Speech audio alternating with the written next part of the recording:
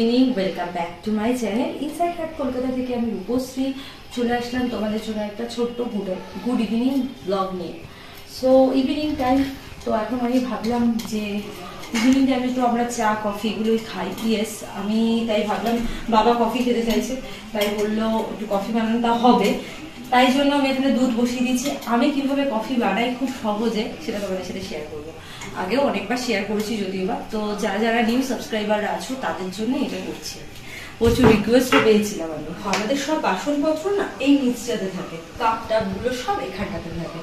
তো চলো নিয়ে নিয়েছি কাপ, খুব ইজি ভাবে বানাবো কফিটা। তার জন্য আমি এখানে দুধটা অলরেডি বয়েল হতে বসিয়ে দিয়েছি। আজকে আমি কফি খাবো না, আজকে হচ্ছে মহাশিবরাত্রি, তাই জন্য আমি উপোস করেছি, মানে ফাস্টিং করেছি। তো happy Shivratri to all my friends. ঠিক আছে, তো তোমাদের সবাইকে শিবরাত্রি অনেক অনেক শুভেচ্ছা। আর তোমরা কে কে শিবরাত্রি করো, উপোস করো, ফাস্টিং করো আমাকে বলবে। হ্যাঁ, এখানে তো দুধটা গরম হচ্ছে, আর দুধটা গরম হতে আমি দুটো জিনিস রেডি করে নেবো। একটা হচ্ছে কফি, আর একটা হচ্ছে সেকেন্ড দিন বাবা চিনি দিয়ে খায়, তাই জন্য চিনি আর কফিটা আমি রেডি করে নেবো। চলো, চলে এসছে কফি আমার হাতে, আর চলে এসছে এখানে চিনি আর স্পুন।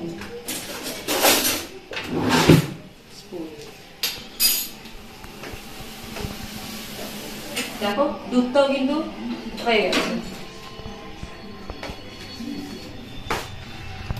তো আমি কিন্তু আগেই দুধটা এখানে ঢালবো না, সবার ফার্স্ট আমি দেবো এর মধ্যে সুগার মানে চিনি।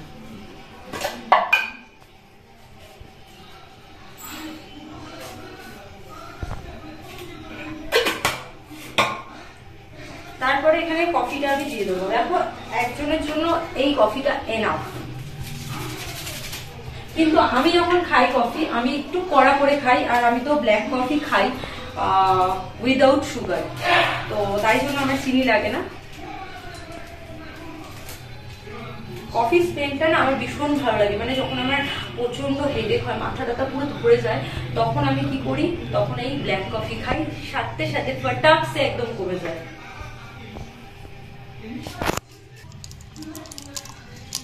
ফ্রেন্ডস, কফি আর চিনি তো সুগার তো আমি দিয়ে দিয়েছি, তো এবার চলো দেব মিল্ক।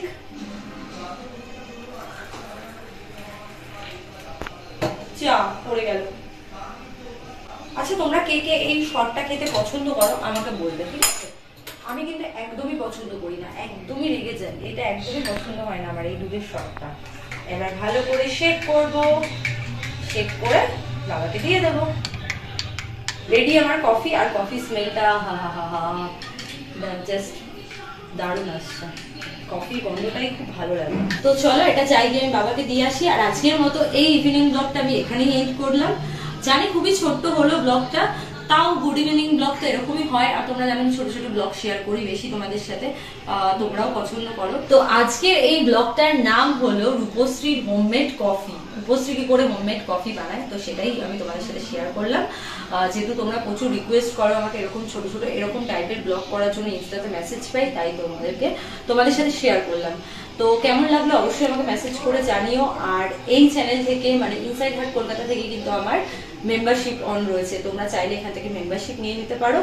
আর আমি বলবো চাইলে কি মেম্বারশিপটা নিয়ে নাও, কারণ মেম্বারশিপে খুব দারুণ দারুণ ব্লগ আসতে চলেছে, আর আসবে, আমার অলরেডি শুট করা হয়ে গেছে, আসবে। আমার এই চ্যানেলে মানে ইনসাইড হার্ট কলকাতাতে কিন্তু টেলিগ্রামে লিঙ্ক দেওয়া আছে, তোমরা যদি টেলিগ্রামে জয়েন করো আমার এই চ্যানেল থেকেই জয়েন করবে, এই লিঙ্ক থেকেই জয়েন করবে, আদারওয়াইজ করবে না। বাইরে থেকে তো একদমই করবে না, কারণ বাইরে থেকে করলে তোমরা চিট হয়ে যাবে, তো চিটাররা ভরে আছে বাইরে। তো চলো আজকের এই ব্লগটা আমি এখানেই এন্ড করছি। খুব শিগগিরই নতুন ব্লগ নিয়ে তোমাদের সাথে দেখা হচ্ছে, ততক্ষণের জন্য টাটা।